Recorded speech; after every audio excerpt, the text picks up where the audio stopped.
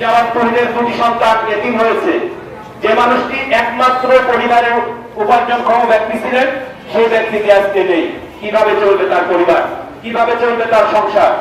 এই দায়িত্ব এই রাষ্ট্রকে নিতে হবে। আমরা মানববন্ধন কর্মসূচির মধ্য দিয়ে মাননীয় প্রধান উপদেষ্টা সহ যারা আজকে এই মুহূর্তে বাংলাদেশের নেতৃত্ব দিচ্ছেন, যারা বাংলাদেশের নিয়ন্ত্রক, আমি তাদেরকে বলতে চাই, অবিলম্বে আসাদুজ্জামান তুহিনের দায়িত্ব নেবেন এবং এটি সরকারিভাবে ঘোষণা করবেন আপনারা তার দায়িত্ব নিচ্ছেন।